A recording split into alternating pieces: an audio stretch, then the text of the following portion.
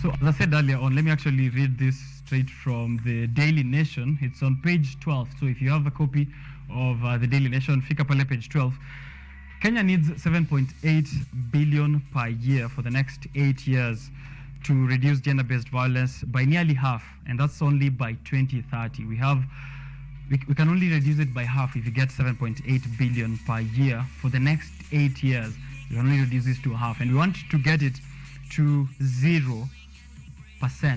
So if we are looking at 7.8 billion in 8 years, that should be around, if my math is not wrong, 63 billion in that whole period. These figures were revealed by the Public Service, Gender and Affirmative Action Cabinet Secretary Aisha Jumwa in conjunction with the United Nations Population Fund representatives in Kenya. And this is at an event which is marking the beginning of 16 days of activism against gender-based violence. Right now, we are trying to understand exactly what are the psychological, physical, and all the other effects that are coming out of gender-based violence. It doesn't have to be necessarily physical. There's verbal abuse as well, which for a long time has gone unnoticed as part of gender-based violence. And we're seeing this in homes, we're seeing this in workplaces, we're seeing this in businesses. And we're trying to see exactly how can we sensitize ourselves in this regard. Remember, gender-based violence affects all genders, not only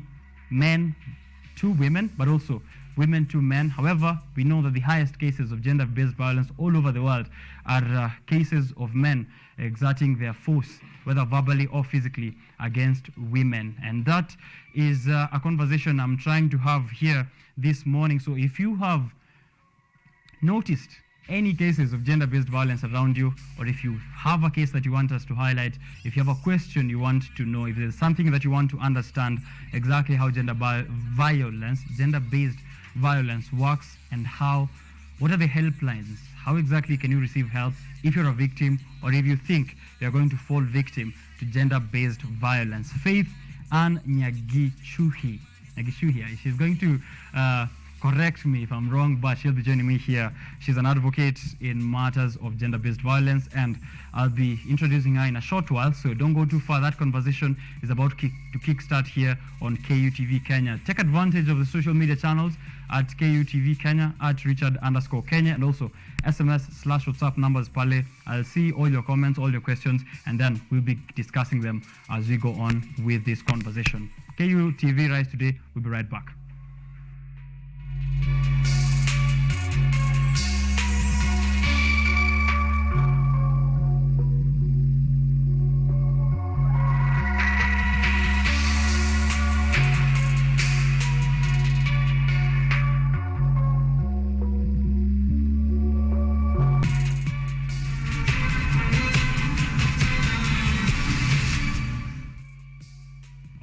We are back again at KUTV Kenya at Richard_Okenya. I said earlier, Kenya needs 63 billion to have GBV cases by 2030. And that's a sad statement to take a look at. But also this money, of course, I'm going to inform you what exactly the money is supposed to do. Sensitization, of course, and also giving empowerment and psychological support to survivors and those who are at risk. But before we get to government interventions, what are the small steps that you can take around you to ensure that you are also advancing this cause in towards ending gender-based violence? 16 days of activism against gender-based violence. And what exactly does it entail? What exactly do the 16 days entail? How can you participate in a small way, in a big way? That's a conversation that Faith Ann Nyagichuhi, an advocate at Respect, also joining here for the first time. And I'm going to allow her, of course, to introduce herself, the organization that she works with, and also how exactly she is going to be involved in the 16 days of gender-based of activism against gender-based violence, and then we can get back to the rest of the questions that you might have here on the show. Faith, take it away. Okay. Hello, my name is Faith Ann Nyagichuhi. I'm an SRHR advocate, volunteering with Team Respect, reproductive and sexual health program for Kenyan teenagers. Also a bona fide student of Kenyatta University. Ooh, Yeah. okay. I love when they say bona fide student of Kenyatta University. It's proud to be, it's good to be proud of Yes. where you went to school with. So now, for the next 16 days, maybe if you can start with a general outlook. 16 days of activism against gender-based violence it's not a thing that started this year. It's been there for a couple of years now. Yes. So maybe generally in the 16 days, what usually happens? So in the 16 days of gender-based violence activism, we we try to raise an awareness, and we also try to demystify the myths that bring about gender-based violence. And also within those couple of days, there are so many days that are celebrated. We also have, it starts all the way from 25th November all the way to December 10th, 11th, yeah.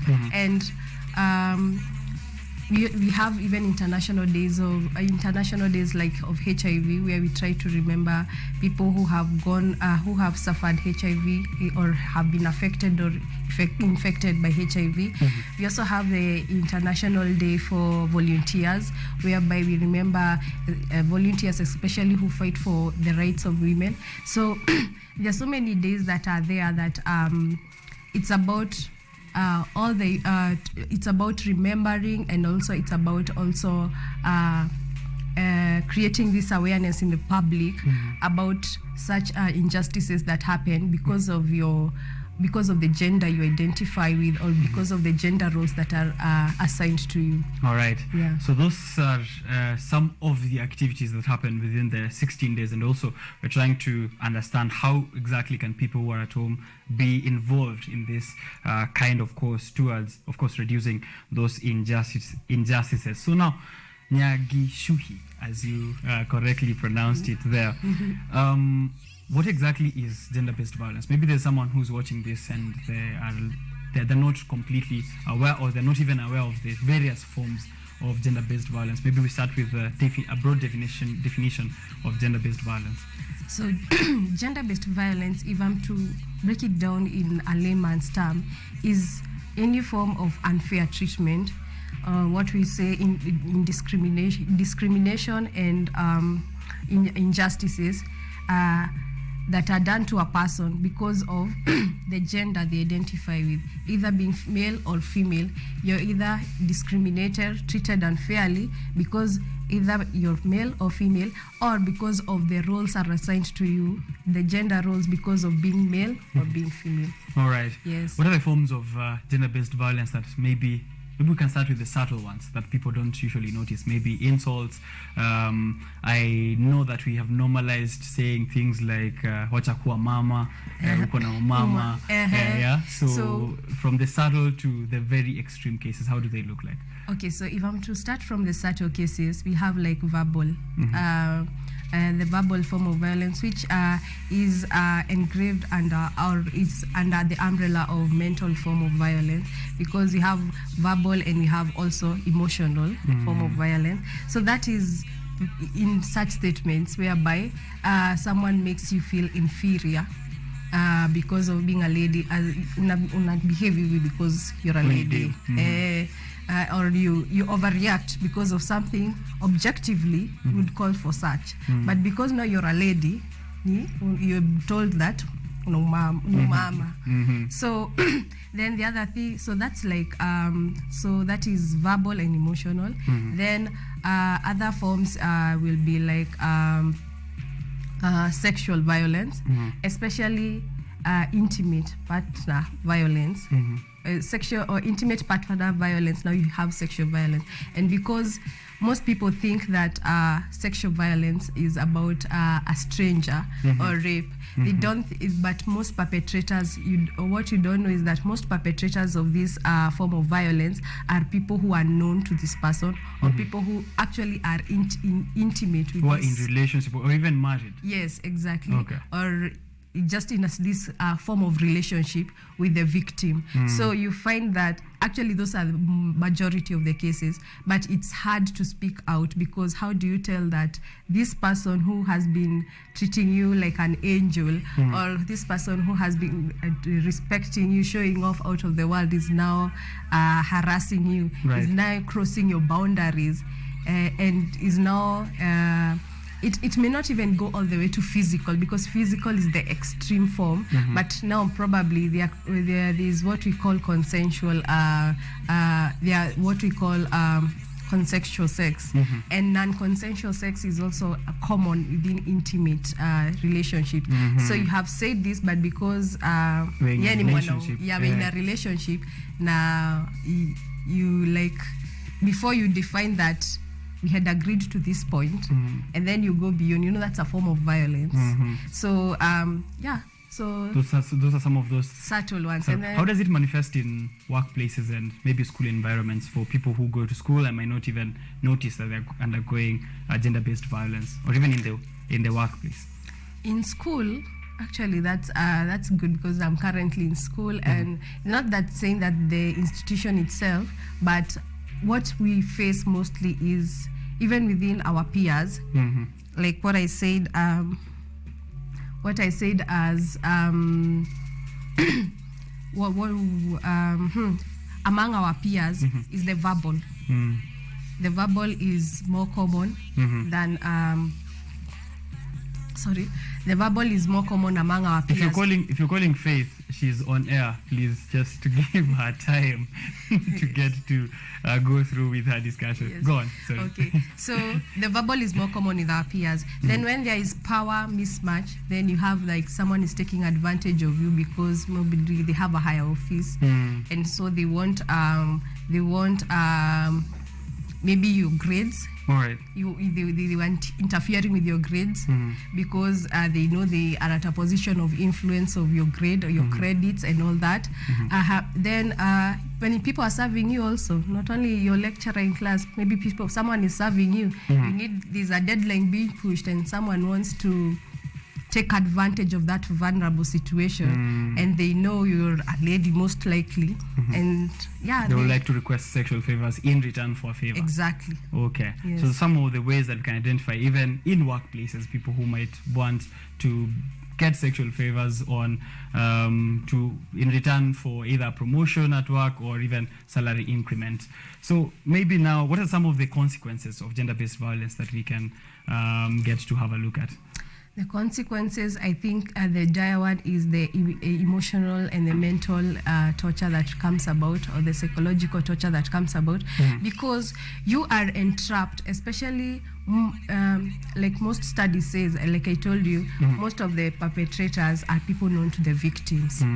So you're entrapped in this cage whereby someone initially was treating you well, and then you are, because it doesn't start like, it is never outright, mostly at someone you meet randomly and they are treating you this unfairly, or they are committing this unfair treatment. It is just someone who had created this fallacy that they are good, they can be trusted to you, and then all of a sudden they are now taking advantage of you. So you trying to prove it to the world that this person is now a perpetrator becomes difficult. So you're interrupted, and what do? You keep quiet, and they keep you keep going down that circle. And before you break out of this cage, it's a lot of damage, a lot of psychological trauma, a lot of emotional trauma that has gone deep down. And to the worst case now, where you try to express yourself, then the physical starts, especially if it's your intimate partner. You're being battered because now you're overreacting, you're expressing yourself, you're trying to fight back, and now physical violence starts. Right.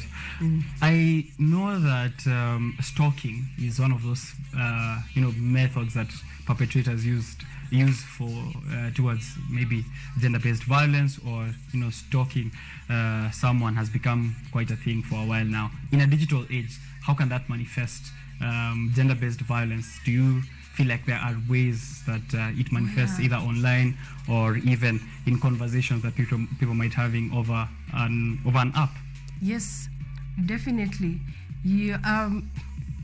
we have seen it, especially with people who are in the content creation space, or people who are trying to build a brand, and someone goes down and fishes down some conversation, or maybe they acted as a friend, but they are there for their gains, so that now they start blackmailing you. I have this conversation with you, and because especially if you're in this in the vulnerable gender, you may fall a victim of that, because you're trying to build this brand. Someone has fished out some conversation you had with a friend. It was a casual conversation. It was never to be. It was just maybe a friendly conversation, and you're making light of a moment, but someone now is capitalizing on that to blackmail you. They have gone down to your Facebook, maybe your account that you created when you were never informed, and now they're fishing that out and using it against you. Exactly. And you have seen that, especially people in the content creation space being victimized, being blackmailed, and you either you're told you give them a ransom, or they release them. How long will they? How sure are you if you give the ransom they won't come back? That's the end of it. And nudes too. Exactly. Or someone took it. Maybe you were in an intimate relationship. Someone took it even you're not aware. First of all, they broke. It was not consensual taking it. Now they have it. They're holding you ransom because of that nude picture. And I've seen it even when, especially when intimate relationship goes sour.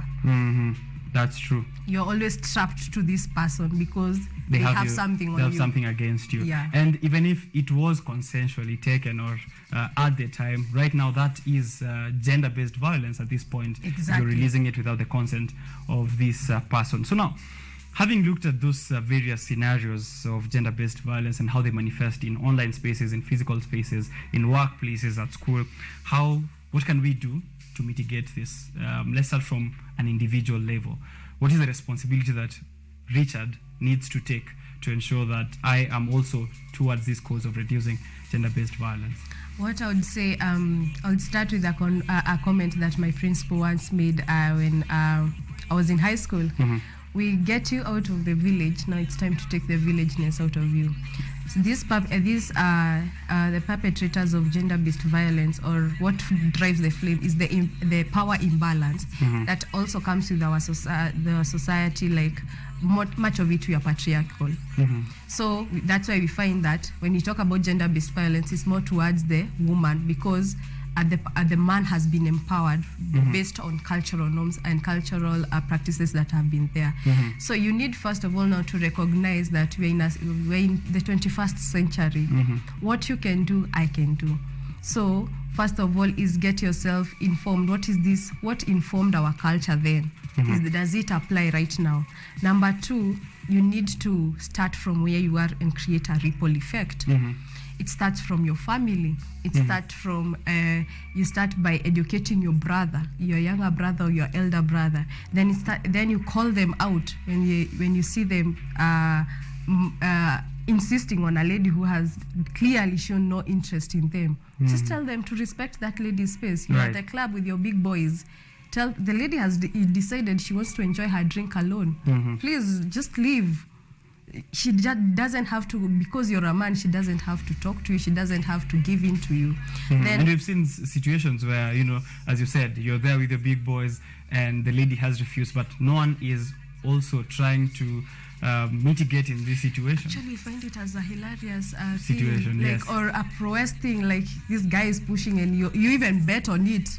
Like, let's say who will break her. Who will break her, yeah. Isn't that what happened? And such conversations are what that fire. That keep the fire of gender-based violence going. So call out your boys, call out your guys. Then the other thing is we need to get ourselves educated on our rights and the interpretation of these rights. Because first of all, most of us who fall victim, it's because we are not aware. You can feel this person is treating you unfair, but you can't spot it. You can't say it. What is it? Not exactly. You can't pinpoint it. Yeah, you can't pinpoint it. Like it is until you realize there's something like sexual harassment, and some of it even takes the form of verbal. That's when you realize, So actually, I was harassed, and that's why it says, like, even statistics reveal 1 in 3 women in Kenya are victims of gender-based violence before the age of 18. And you wonder how. So out of all the 3 ladies that you know, one of them has undergone gender-based violence. Yes, but it's because they just think it's physical violence, being battered by your partner, or being physically manhandled, or maybe somewhere, or being raped, or some harsh words hurled at you that are actually more sexual. That's when you think that that's violence now. But it has been there without you noticing it. Even as mere as catcalling, groping. You can't be on a line safely because someone is trying to rub their genitals around you. So get educated, and I would now YouTube University is there to train you and to know what is gender-based violence, which are the laws that are there, and how are they interpreted. Then the other thing is we need we need enactment of policies, because Kenya has very wonderful policies, but are they enacted? Most of them are in our institution, even public institutions. You find that some of these policies are just good for the shelf. Yeah, so we need enactment of the policies, so that, and adoption of other policies within, even from national level to county level to a municipality level, so that every person is protected. Right. Even economic violence, it's now perpetrated. Economic violence? Yes. How's that? Economic violence, how, like, being denied opportunities. All right, because of your gender. Because of your gender. You don't want to take a lady because she's come and ask for maternity leave. So now having a womb will deny me an opportunity. She's given out an example there. I hear the people in my ears are saying, let her give us an example of economic violence. And she just said there, of course, being denied an opportunity because this lady at Akuja, she'll get pregnant so many times. Exactly. That'll be a loss to the company. Or maybe you get pregnant while you're at work and you lose your job. Exactly. Those are some of those things. And it's because people don't want to implement the policies that are there to protect a woman. Being given 3 months maternity leave, and I'll be assured of a job after that. But what happens? I'm told to take a leave. Yeah. And then it's an unpaid leave. Or and then the next thing is I'm told take a break. Yeah, when you're back, your job, you may move on. Someone else. We've changed the structure. We don't longer need it, and it's common. So now, Faith, we've had this conversation for quite some time now, for years, right? And gender-based violence is not something new. Respect has been there for quite some time, trying to sensitize. We've seen so many workshops, forums, as you said, some policies which are good for the shelf and not being enacted. Is there something that you can celebrate, or are we going to be having this same conversation for years? Have we made any strides? Have we made any achievement? But maybe before you respond that, I can recall the statistics that you've just said there, rightly so. 1 in 3 Kenyan females have experienced, and this is information I'm getting from the gender-based violence, gvrc.or.ke site. And Faith there said 1 in 3 Kenyan females have experienced an episode of sexual violence before attaining the age of 18. Between 39% and 47% of Kenyan women experience GBV in their lifetime, among the highest in the world, by the way. So Kenya is still suffering highly as compared to other nations. GBV towards pregnant women in Kenya is estimated to be 13.5%, 17 a higher prevalence than that of many conditions normally screened for during pregnancy. I mean, violence is more of a problem to pregnant women than all the other problems that come with pregnancy.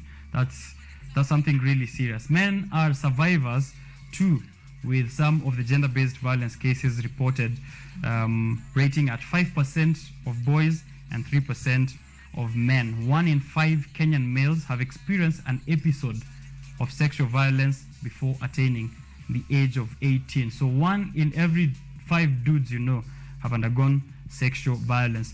And maybe I can I will circle back to that later.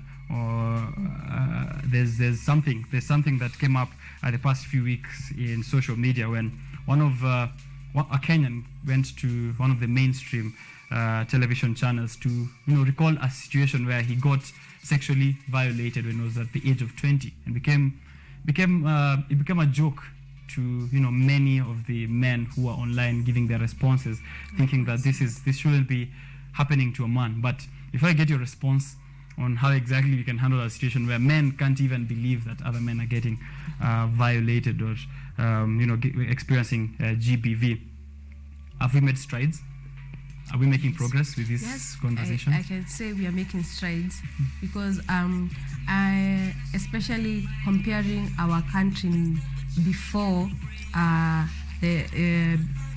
the current constitution we are using and now, we have made great strides. We are seeing women being included.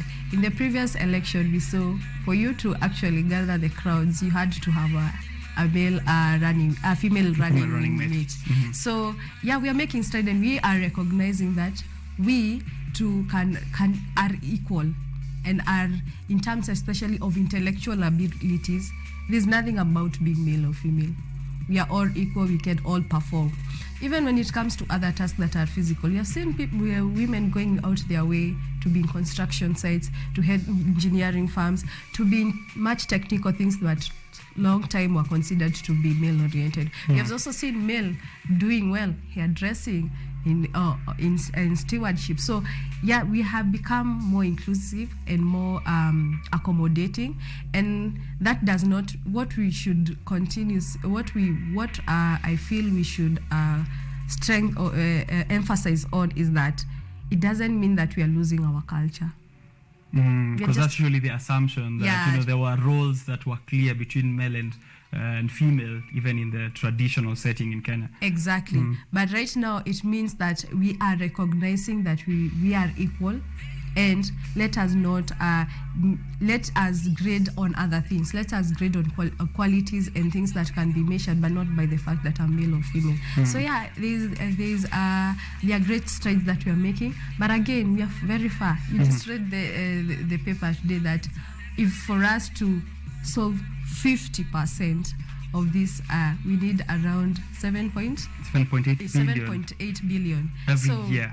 Yeah, so we still have some strides to make because we still have in some situations, in some job groups, like for me to take a maternity leave, I am going without pay. I am going without pay, and I'm not sure of a job. Actually, most. Even some government jobs I know, that if a lady is to go on a maternity leave, you've lost your job. You've lost your job. Right then. Or you've lost your pay for that, for the 3 months. Yes. Then, so we still have some, and we still have to, there's still room for improvement. Okay. Yes. Much room for improvement, actually. We've done very little, and we've come a long way. We have a longer way to actually go in terms of reducing these GBV cases. Now, what is Respect doing during these 16 days of activism that are going to be taking place all the way to somewhere in early December? What can we expect so that people who are at home and want to, maybe join in the cause or contribute in one way or another can also plug themselves in? So Team Respect, we are doing, we are really into this, especially this season, because we are doing some physical activities such as going around. We started all the way in Meru, where we did a walk, and we emphasized in the public on the importance of being sensitive and observing gender equality. And then we are also doing a lot of online engagement, Zoom calls and online meetings, just to create this awareness among our peers on the importance of being aware about gender-based violence and what forms it takes in our current situation. We are also doing such. We are also in every media space, be it Twitter, be it on our Facebook, be it on our Instagram, informing people, letting people know about these statistics did you know that 1 in 3 women actually, so if you have 3 sisters, one of your sister has undergone gender-based violence. Yes, or will undergo before 18. So we are letting people know from our social media pages, and we're also coming on such live media shows to tell people it is still an issue. We still have a long way to go. Right. Yes. What can institutions do? Because we've mentioned their workplaces, school. I know there's much to do with homes, because that's a family setup. There's no policy that can be enacted in families other than ensuring that the people who are around that family, the people in the community, are very alert of issues of gender-based violence. Now, in workplaces, management, school institutions, and the school administrations, what can they do to ensure that the students who are going through the school, the employees who are going through the workplace, are not facing cases of gender-based violence? First of all, is to create avenues where such victims are able to report, and their privacy and their anonymity is preserved, so that one thing that is common with issues of gender-based violence is that there is shaming of the victim. And that is why you find even the male gender is unable to come up. So if we create avenues whereby the victims are able to report, so that now we have the perpetrators, their action is able to be taken because of evidence that is there, then it will help calm down. Then the other thing is we need laws, we need policies within the school that protect each gender. And here I'm also thinking even of the boy child as well, so that with these laws then, and they are enforced from even the constitution, the KUSA constitution, let's say, for example, the student organization, yes, association. It should be inclusive and also have laws or policies that protect the all genders, to ensure that everyone has a safe space of learning. If it's about interaction with people, if there's around power mismatch, dealing with staff and lecturers, and it should be in open spaces, in spaces where you feel secure. There should be ways or a culture cultivated in the institution to ensure that I am comfortable when I'm consulting, and I will not be taken advantage of or spotted because I am honestly consulting because of a project that is there and there is nothing else, and I will not be taken advantage of, and that my results are not a point where I'll be taken, whereby I'll be a point where the perpetrator will think of taking advantage of you. So my results are not determined by one person.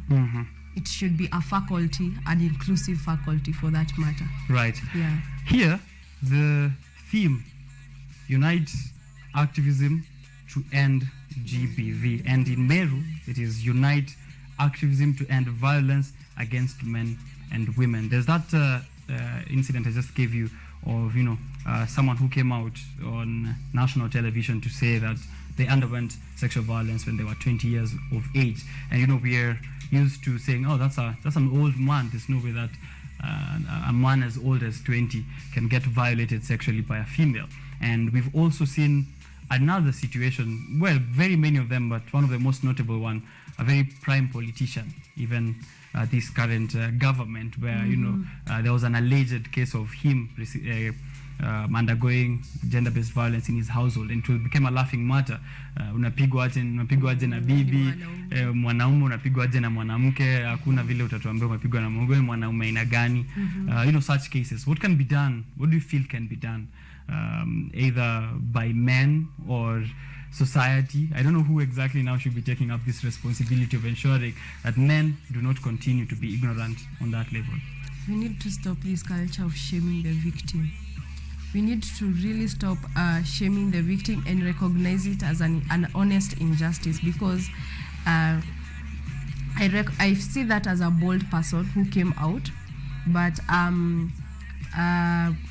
then again, they're taking the bullet on behalf of all others who are silently suffering, and we need to create safe spaces for the men to actually safe spaces to actually express themselves, because they too are undergoing violence. Actually, when I was thinking about gender-based violence, I asked a friend, and I was like, he was a guy, and I was like, have you ever faced any form of gender-based violence? And what he had to reveal, because I had created a safe space, I was shocked.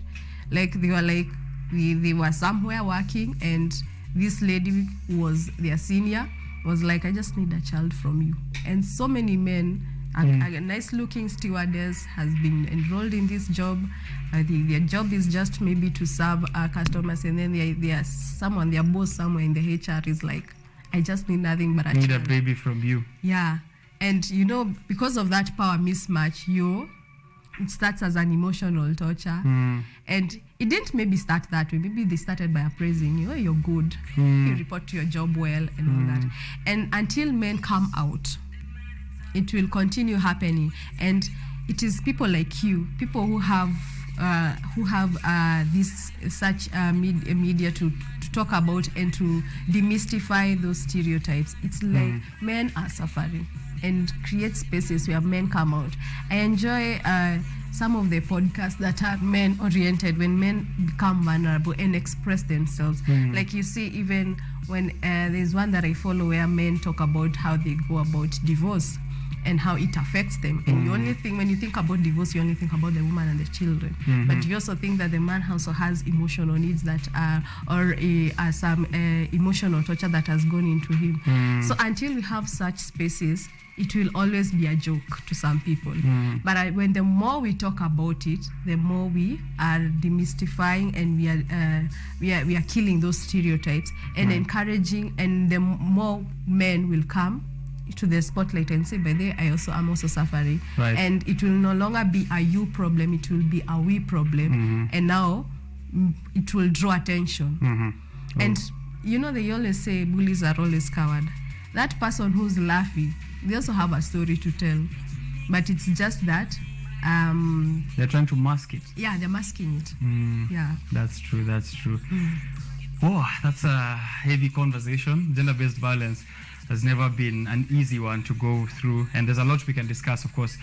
But now, maybe to wrap it up, so that we put this all into a very nice conclusion, is for victims or people who feel like they might be victims. Saizi kuna mtu anatuwatch, they're at home. Maybe they're even watching this on very low volume because the person who's making them a victim or meting this violence against them is around. Yes. They can't even watch this program, actually.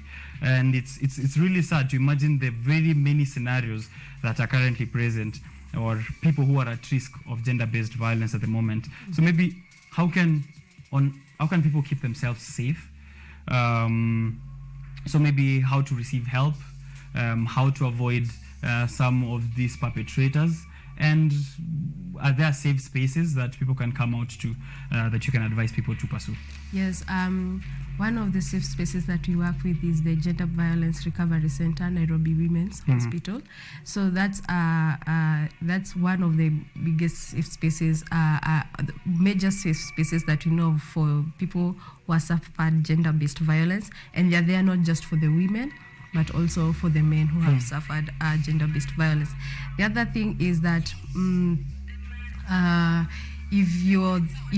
for you to recognize or to escape the trajectory that may lead to gender-based violence, you need to be alert on what we call the red flags.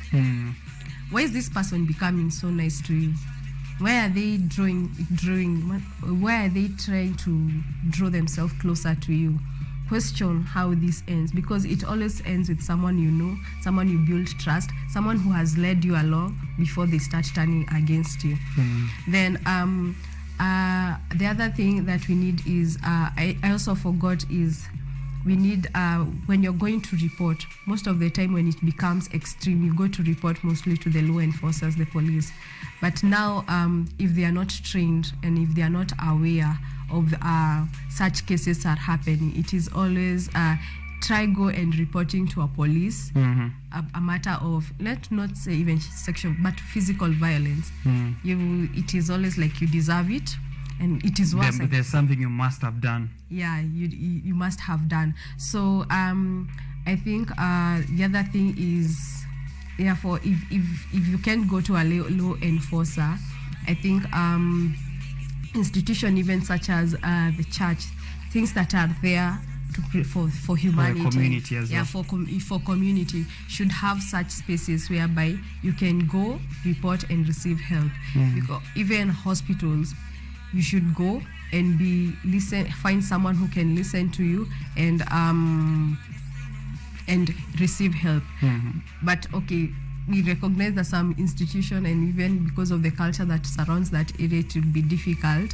So yeah, I sympathize with someone who has all these resources, because probably the Gender Violence Recovery Center in few cities. And that's why we need the government and some of the policies to be enacted effectively, including in places where maybe there's no way to call a helpline, there's no place to walk into an institution for recovery, such as the one that you just mentioned. Also, there are also what we call youth-friendly centers.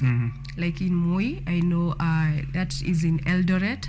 There are youth-friendly centers that are also tuned to welcome such cases and to also deal with such cases.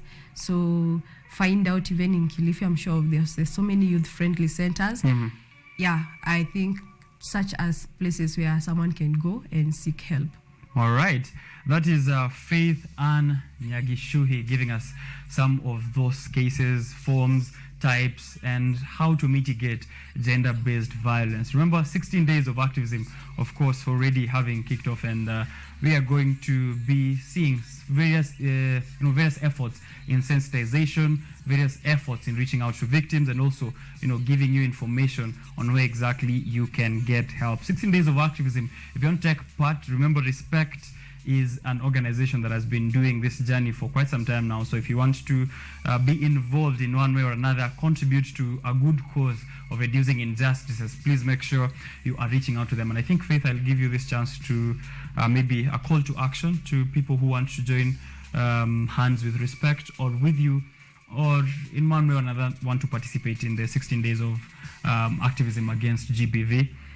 On this camera, how can they do that? Are there physical locations, numbers they can call, social media sites? Well, physical location is soon coming, but for now, you can join us on our social media pages. We are at Respect KD on Instagram, on Facebook, and on Twitter. And you can, that's where we post our activities. If you have any activities, that's where we also post our Did You Know? If you want to get more informed about gender-based violence, we are there right now. We're also in partnership with so many other organizations like the GVRC, Nairobi Women's Hospital.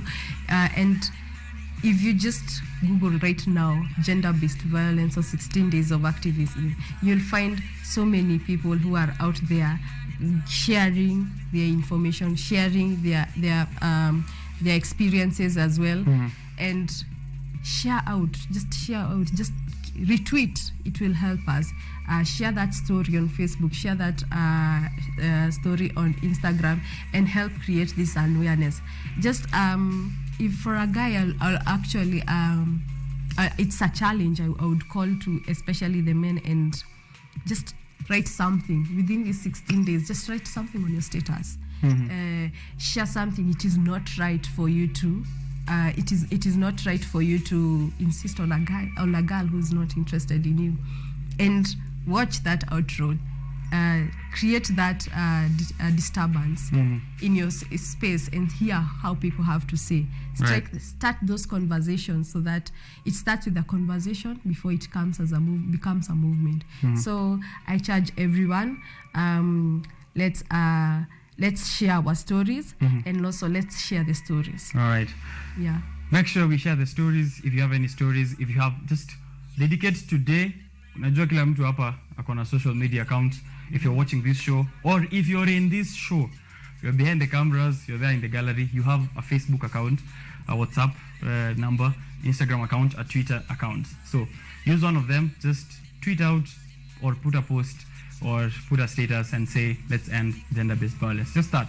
You don't have such a big responsibility today. So I'll be looking at each of you. I know all of your social media handles, wale ambao nafanya kazi now. So I'll be checking that throughout the day. And you can also put me into account through my own social media channels. Maybe lastly now, Faith, Oh yeah, it's actually a question that I received here, and it's an.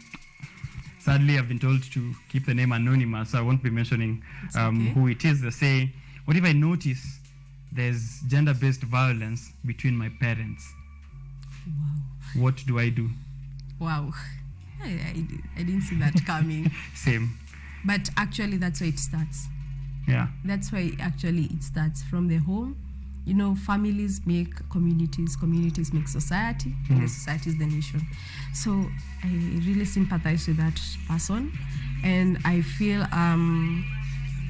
I think they should also to preserve. You know, family is seen as a sacred unit as well. I feel like they should raise it with one of their trusted relative or family friend, or if they go whatever institution they recognize, is it church, is it mosque, raise it with one of the leaders there. The other thing, if they can if they have recognized it, it means that they have the power to approach the victim, who's the victim there, and try and see if they can even approach a counselor or someone, a counselor who would help them. Because to recognize, that's bold, and to willing to take action, that's one thing. Okay. That is, I appreciate them for that. So probably maybe they are fearing because maybe even the victim, the perpetrator is someone who holds power, maybe in terms of they are the breadwinner or something. So yeah, it's a bit trickier situation to find yourself in. Can they reach out to Respect to find maybe guidelines? Yeah, we will link them to our recovery, the recovery center. Yeah, they can maybe send a message. Yeah. Okay. Send a message, and then we can link them to one of the professionals in the field. I would say for gender-based violence recovery center. All right. Yes. Thank you very much, Faith.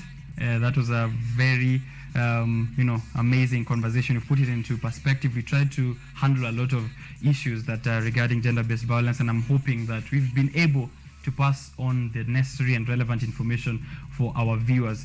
Lastly, maybe just again the social media handles and the website to Respect or to the Recovery Center, and then we can close this conversation. Yes, so to find for us at Respect, we are Respect KD on all the social media handles, and then we have our website. If you just search Respect, www. Okay, let me just say Respect. If you just Respect with a K, by the way. Yeah. Because it's an acronym. So Respect with a K, you'll find us. We have a website. We're on social media: Facebook, Instagram, Twitter. Okay. Yeah. What's you said it's an acronym? Yeah, Reproductive and Sexual Health Program for Kenyan Teenagers. Reproductive and Sexual Health Program for Kenyan teenagers. Yenyewe sikuwa keen sana kwa darasa inaonekana, but that is the information you're getting from Faith, also part of Respect. Taking part in that 16 days of activism. Please, just do that. One responsibility nimekupatia. Use your social media platforms today to just post one message, pekee, status moja ama tweet moja tu. Let's end gender-based violence. Biashara Tuesday. We'll be right back.